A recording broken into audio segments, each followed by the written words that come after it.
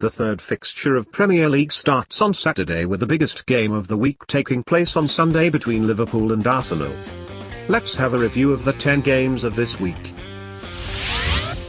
The third week starts on Saturday with Manchester City travelling to Bournemouth. The hosts had not started well and they lost both games so far.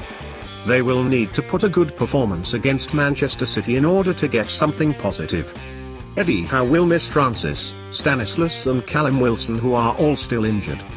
The visitors were not able to win Everton on the second game, managing just a late draw. Guardiola will head on the game without Kyle Walker, who was suspended against Everton, while all other players are available. Crystal Palace wants to get its first points on the season after the promising performance against Liverpool at Anfield. De Boer changed some of his tactics after the disaster against Huddersfield, and it seems to be a more suitable formation for Crystal Palace. Swansea lost 4-0 against Manchester United, but the final score does not reflect reality. We don't say that it deserved to get any points but didn't deserve to lose with such a big margin. Llorente is still out, so Ayew and Abraham will pull the strings on the forward line for once more, as Swansea is yet to score.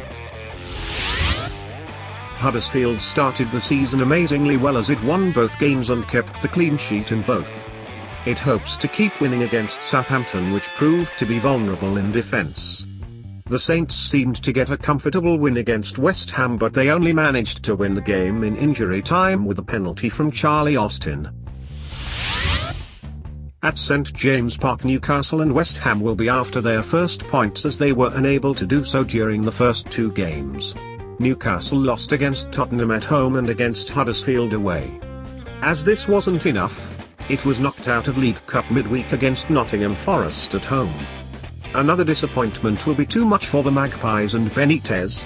West Ham will play for third time in a row away from London Stadium and wants to at least finish this run with a positive result. Watford hosts Brighton at Vicarage Road and would want to round up August with another win. After the promising performance and a draw against Liverpool at home, a win followed at Dean Park. Against an opponent that showed very few things so far, Watford wants to get all 3 points. On the other hand, Brighton lost both games and failed to score so far. The team will need to adjust quickly on the top division before it is too late. The last game of Saturday is between Manchester United and Leicester at Old Trafford. United won both West Ham and Swansea 4-0 and shows great ability offensively. Defensively, the team is not perfect but managed to keep clean slate in both matches. Mourinho is expected to use pretty much the same players, with Anthony Martial challenging a place in the starting lineup. Leicester had good performances so far, losing to Arsenal on the final minutes and winning Brighton at home. It will need to be very focused defensively if it wants to get a positive result. On Sunday, Chelsea hosts Everton on a game that is open to any result. Chelsea is favourite at home, with the only player out to be Gary Cahill. Hazard is back but is unlikely to start. Everton managed to get a draw against Manchester City at Etihad but is missing Schneiderlin and Klassen on the midfield line, plus the long-term absences of Barkley, Bowlesy and McCarthy. The missing players on the midfield line make things harder for Everton, which managed to get qualification to the group stage of Europa League against Hajduk Split on Thursday. At the Hawthorns, West Bromwich plays against Stoke City. The hosts won both games so far.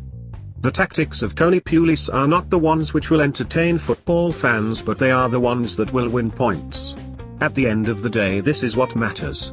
Stoke is another tough team which managed to win against Arsenal last week. When teams like them face each other, we expect a very close game without many goals. West Brom will miss Robson Kanu, who was sent off against Burnley, and Macaulay, who is still injured. Stoke will miss only Fellaini, who still suffers with a knee injury. Tottenham hopes that will win its first game at Wembley as a host against Burnley.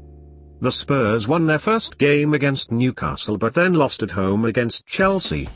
Tottenham has high hopes for this season, so it should win games like this one easily. Burnley, however, is a team which provided a shock to Chelsea at Stamford Bridge and played very well against West Bromwich despite losing the game. Tottenham has to be careful against a team like Burnley, since the game might provide surprises. The biggest game of the week will be between Liverpool and Arsenal at Anfield. Liverpool failed to win Watford on the opening game as it was equalised on the final minute, and on the second game struggled against Crystal Palace but finally won. Klopp was rotating the team during this period as he had to keep the team fresh for both Champions League and Premier League. He will not have the services of Klein, Sakho, Coutinho and Lallana, who are all injured. Arsenal was unconvincing against Leicester but finally won. Against Stoke, however, the Gunners had a poor performance and finally lost the game. Gabriel and Cazorla are injured while Alexis Sanchez is fit but possibly will be on the bench. What do you think will be the final result between Liverpool and Arsenal? Do you think that Manchester United can keep on winning? Comment below. Don't forget to subscribe to our channel for more. Thanks for watching.